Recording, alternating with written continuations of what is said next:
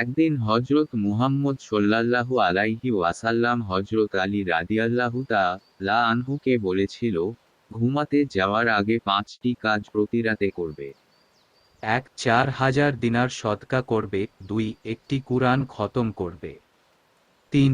জান্নাতের মূল্য পরিশোধ করবে। 4. দুজন ব্যক্তি যদি দুজনের উপর রাগ করে থাকে তাইলে সেই রাগ ভাঙ্গিয়ে তাদেরকে খুশি করে তুলবে। 5. একবার হজ্জ করবে, তারপর ঘুমাতে যাবে। হজরত আলী রাদিয়াল্লাহু তাআলা আনহু তখন বললেন, হে রাসূলুল্লাহ সাল্লাল্লাহু আলাইহি ওয়াসাল্লাম, এটা তো মনে হচ্ছে অসম্ভব, আমি এই 5টি কাজ কিভাবে করতে পারব?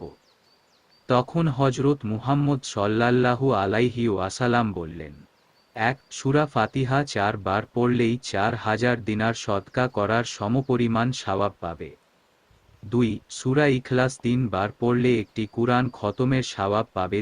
3 বার যে কোনো একটি দরুদ শরীফ পড়বে, তাহলে জান্নাতের মূল্য পরিশোধ করার সমপরিমাণ সওয়াব পাওয়া যাবে। যেমন সবচেয়ে ছোট দরুদ শরীফ হচ্ছে সাল্লাল্লাহু আলাইহি ওয়াসাল্লাম। 4. যে কোনো ইস্তাগফার বা আস্তাগফিরুল্লাহ 10 বার পাঠ করলে দুজন অখুশি মানুষকে খুশি করার সমপরিমাণ সওয়াব পাবে। 5. সর্বশেষ কালেমা শাহাদত 4 বার পাঠ করলে একটি হজ্জ সমপরিমাণ সওয়াব পাওয়া যাবে। সুবহানাল্লাহ।